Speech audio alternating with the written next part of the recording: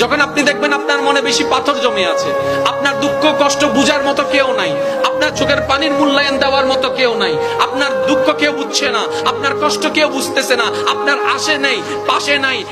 নাই কেউ নাই, আপনি যখন খুব একা মনে হবে, আপনার দুনিয়ার কষ্ট যখন আপনাকে চেপে ধরবে, আপনি কিচ্ছু করবেন না, শুধু একটা কাজ করবেন, যাই নামাজটা পিছিয়ে ডাইরেক্ট সিজদায় চলে যান, ডাইরেক্ট সিজদায় চলে যান, কপালটাকে ঝুঁকাই দেন, নাকটাকে ঝুঁকাই দেন, হাতটাকে ঝুঁকাই দেন, নিজের অস্তিত্ব বিলীন করে দেন, চোখটা বন্ধ করে সিজদার মধ্যে চলে যান। আল্লাহর ওয়াস্তে করে বলছি, কিচ্ছু পড়া লাগবে না, শুধু সিজদার মধ্যে পড়তে থাকেন, সিজদায় পড়ে থাকেন, কান্না করতে থাকেন। ওনাকে বুঝান যিনি আপনি না বললেও সবকিছু বুঝে, ওই রবকে জানান যিনি আপনি না জানালেও সবকিছু জানে। দুনিয়ার মানুষ তো আজকে বললে কালকে চুপ উল্টাই ফেলে, ব্ল্যাকমেইল করতে শুরু করে। রব তো সবকিছু জানার পরেও দোষ গোপন করে রেখেছে। ওই রবের দরবারে সবকিছু বলতে থাকেন, 1 মিনিট, 2 মিনিট, 3 মিনিট, দেখবেন আপনার সমস্যা তখন সমাধান না হলো